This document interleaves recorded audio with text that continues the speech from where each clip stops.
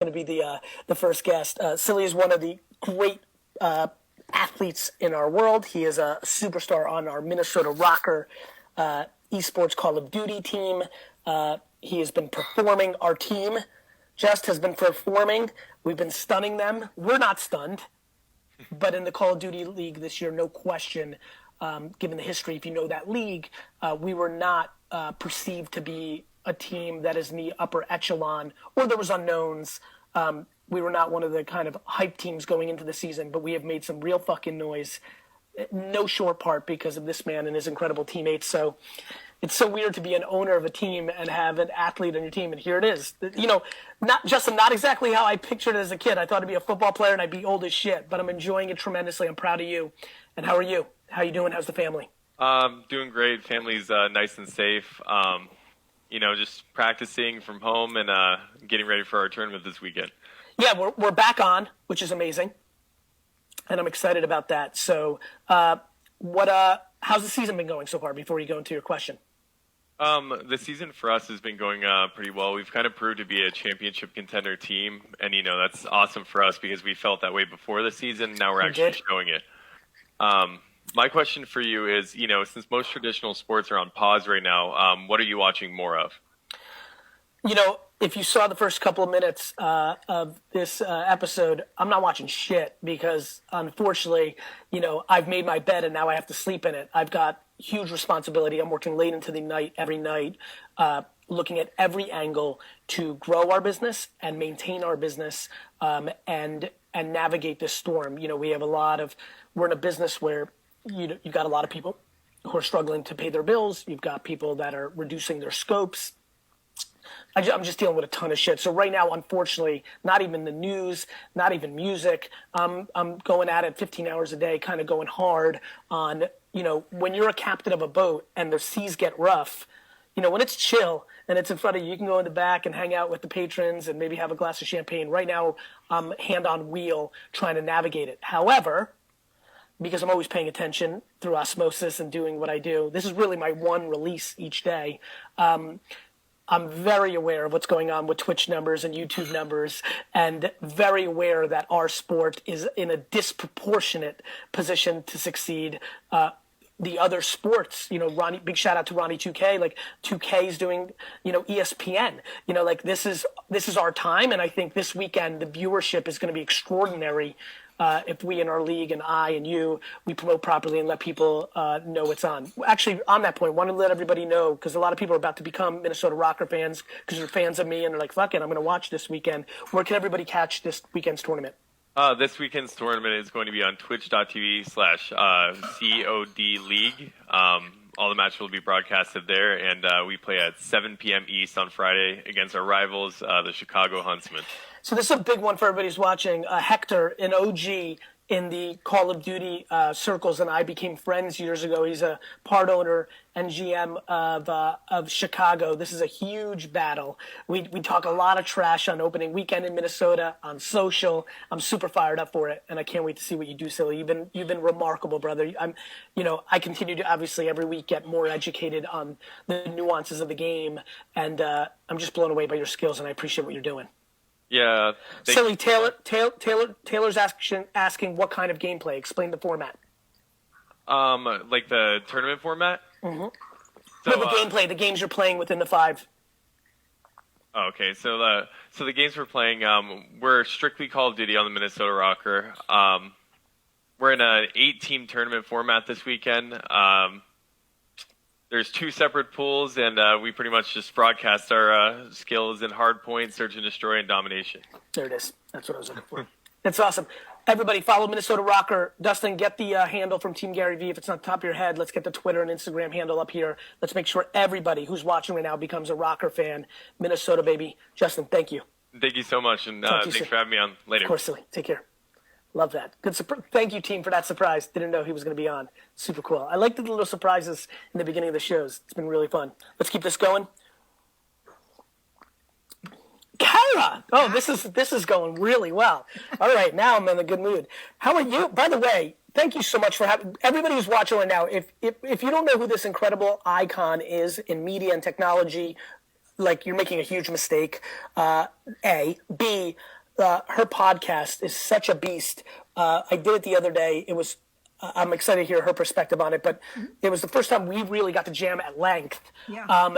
And my phone exploded. All my smartest Silicon Valley, like everybody I admire, who I've either talked to often or I haven't talked to in 3 years, hit me up and just said how great our chemistry was and how quality the show was. It was great. You offered a lot of really good insights. I think people were looking for super interesting insights about management and how to run a company and some of the struggles. And I think you showed off your struggles. And I think a lot of people don't do that. They don't say what they're worried about, and they don't like review. It's not like you're being sensitive or anything else, or you're like a sensitive new age male, but you're like, hey, this is the problem. And I think people appreciate that because they're going through it themselves. So. Have you been the last couple of weeks since we last talked? All well? Good. Yeah. Are the podcast numbers through the roof? People consuming content like crazy? I have to tell you, mine are up quite a lot. It's interesting. I changed my programming around really quickly in the coronavirus crisis. I'm covering economics. I have healthcare people on.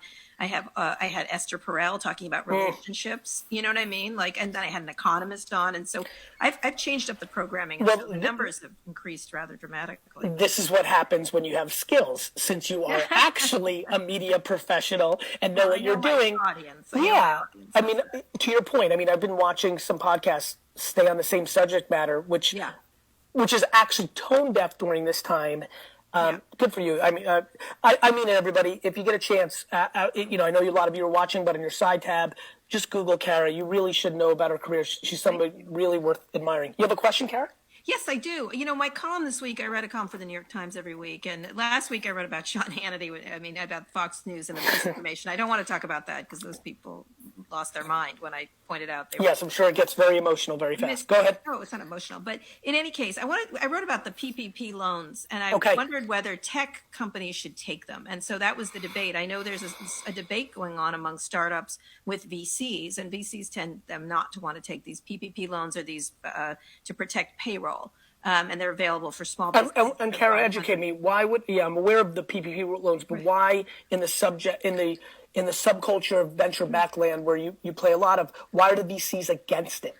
Well, they're against it because they think they should take bridge loans, and that they don't. That there could be, might have to change some of the governing rules of these things, because there's a thing called affiliate companies where they would group all of these companies together. So they don't want to do that. They don't want to reveal a lot of information that you might. But some of these companies don't want to do layoffs, and if other people think they're just trying to, cull the herd of their bad investment. Look, this may be a great chapter in Silicon Valley where companies start realizing that VCs have their own set of responsibilities, and these are not your buddies and your unlimited cash coming to you. And they are, one of my biggest grudges with VC in general, obviously everyone treats it differently, is I think that a lot of people don't realize that a lot of their behaviors and advice to companies is a portfolio statement. Yeah. And not a specific for your company, Susan or Rick. And so, to me, when I hear what you're saying here, I'm hoping that the startups get really educated, that they realize you're going to get advice right now from a VC who she or he is more worried about what that means for the VC firm in exposing some of the dogs or things of that, and recalibrating, not giving them leverage to raise a bigger round, not the fact that they're looking specifically at your business where a PPP is exactly what you should be doing. Right. And so I think this is an education time for a lot of people. There's also the populist argument that these are companies that have availability of capital, presumably compared to a mom and pop store. Like most mom and pop stores have 2 weeks of cash on hand. I think that's where I probably skew a little bit more like, okay, well, they decided to start a company in tech during this time, and you decided to start a laundromat, and that is some of the things that come along with it. Good news, laundromat, 99% of those companies actually go out of business. Mm-hmm. We hear about the ones that sell to Google or Facebook or go IPO. We do not hear about, and you know this, you've been through multiple rodeos. There are some darlings right now, unicorns, that are actually not going to be in business. That's absolutely right. So I think there's pros and cons, and I've been very close to both my whole life. There's pros and cons to running a normal great business that kicks out $2 million in cash or $200,000 in cash every year. You have an actual business.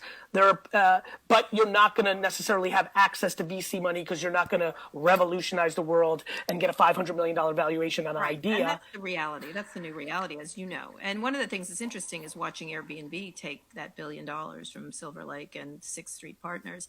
They need the money, and if there might have been terms that were tough on them, and so if they don't, there definitely were.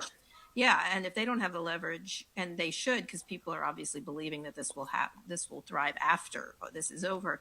That if you're a small company, maybe you should consider a loan to keep people employed. Look, my company, every company, what liquidity and for a rainy day just became super unpopular. Yeah. Savings became unpopular. Right. Like everything became offense. And look, to be frank, I like these events because they do reset and you get a little bit back to some normalcy. I don't like to say I like them because I'm devastated for people that were hurt by it. But there is some unbelievable truth of the people that got hurt were doing behaviors that created the hurt. There's been a lot of people. Listen, you know a lot about my story, at least from afar. Like, I had a lot of leverage to do a lot of venture raising and a lot of certain things. I decided to go very practical. People made decisions, and those decisions have ramifications. Right, absolutely. It's an interesting time. So, a lot of people have cloud cover to get rid of stuff they didn't. Listen, for all of you that watch me, I'm a very good communicator where I can do something in a snap and it can give you a perspective. Other people are far better at me of going deep, deep, deep. This is a podcast you need to listen to. Karen, what a nice surprise. Thanks for being on. Bye. Take care. I mean it. A lot of you, I know the subjects she touches and it goes left and right and back and forth. I think a lot of you could get a lot of value from listening to her show and get a different perspective and go deep. Let's keep it going. Terrible Johnny, what's good? What's good, Gary? How you feeling? I'm hanging in, brother. How are you? Are you in New York right now? Jersey. I'm in Brooklyn. So what you said earlier, I'm feeling the same exact way. Wild times. Absolutely. Wild times. No. My question for you, right? So you're dealing with some of the similar things that I'm dealing with. If you would think all the time in the world right now, you would think all the time in the world, and because I'm stuck at home, I'm doing my part, staying at home. And I am a man that does a lot of things. Right? Terrible. Johnny, excuse me for a sec. Hey, Dustin, can you drop the name of the podcast so people can find it? Have the team look it up. It's Recode. It's Kara Swisher. Go ahead, Johnny. Yeah. So basically, I'm just in this new position where my life has been on stage and in a recording studio. Those are the two things that generate income for me up until this point. And now, now I'm a one-man tech team. We're actually currently on my podcast, my show as well, on Twitch, Talking with Terrible at this moment. And I'm making those, and I'm used to having people around me, like an entire team that handle things from fucking walking the dog to fucking whatever it is that I need done, doing the laundry, this, that, and the other. Now I've got 24 hours of the day. Where my brain is going a million miles an hour. How do I compartmentalize the time? You don't. You and I are too creative for that shit. Like, don't beat yourself up. Like, if the dog takes a shit, or you don't wash your clothes, or you missed an opportunity, or because there aren't people around you, you need to get the energy, you can't go live for as long. I mean, I'm 9 to 11 on this show, and I came on at 9:30 today because I had to take a business call at 9. I thought it was 9:15. Like, you don't beat yourself up. Like you just don't overjudge yourself, Johnny. You just honestly, you don't because you know why? You're just going to do the best you can. And that's awesome. And like some shit's going to drop and other things not going to be as on point. And then you're going to learn some shit about you and you're going to learn new stuff. Like I'm telling you, bro, don't overthink it. It's, because we weren't built for structure, bro. Right. That's what the thing is that I'm so used to having some type of a structure and now I'm trying to create. No. You're used to having infrastructure around you. Perfectly said. Yes, very much so. And now I'm this one-man team. It feels like, I still have access to other people, right? I'm still working with them. We're able to communicate and learning new things about myself, such as how to use technology in order to do that. But it is just a completely different fucking ball game. And just go with optimism here. Like, look, my speaking career subsidizes my being able to go all in on everything else. I've taken a massive hit, like real 7 figures, not one. Like million. I got annihilated with speaking. I only thrive with people around me. My team is like on top of me. But the reality is, we've got health. 24. Yeah. You know what else, bro? How old are you? Timeless. I'm timeless, bro. That's how old I am. But, Fair enough. Yeah. Tomorrow I'll be 34. I love it. What I like is that now you have this experience. Mm-hmm. Now you have this experience. Agreed. You know, and it's interesting because you say you were here during 9/11. I was not. I came to Brooklyn in 2010, and I think to myself, in a weird and twisted way, I don't want to make this sound too sick, but I'm like, I'm getting to witness a part of history right here. 100. By the way, and I'm like, I take that. Go ahead. No, I'm sorry. Finish your thought. I know where you're going, but go ahead. Take it as almost a blessing in a weird fucking twisted ass way. That's like a weird way to No. It's not a dark way. It's actually 100% true. I think the same thing. We will be telling the stories of these 3 to 12 months for the rest of our lives. Right. And you went to Brooklyn in 2010, like perfect timing, all rocket ship up. Yeah. This is good for you. You're a young man. You're going to be doing this for 60 more years. Yeah, and you know, I won't take up too much of your time. I know that you started late and you got a lot of shit to do, and I really appreciate you taking the time to speak with me because I am obviously a massive Gary Vee fan. By the way, guys, if you're on here talking with Terrible and you don't know who Gary is, please go check out. I've got all of his socials listed right here. Gary Vee on Twitter, YouTube, and Instagram. Check him out. Fucking guru. One last thing. Yeah. Me and Kevin Lyle got to sit down and have a talk because I started a thing with Kev, and I want to talk to you about that at a separate point. Let's go. He reached out to me not too long ago about something in podcast land. I don't know if it's that or if it's something else, but we'll talk. It's much bigger. We should talk. Love it. By the way, like literally hit me up like on DM with him right now, and let's get this going this weekend or early next week. I will. All right. Take care, Johnny. Stay well. Okay. Kevin's my guy. 300. Incredible label. All right. What's good? What's good? Summer, what's good? Daniel, what's good? Jamie Coop. Wait to see you, Pat. Good. All right, Twitter, before we get to the next one, take a photo of this, share it. I'm going to follow a bunch of you right now. I'm also asking Brandon for what the wine text of the day is. Let's see. All right.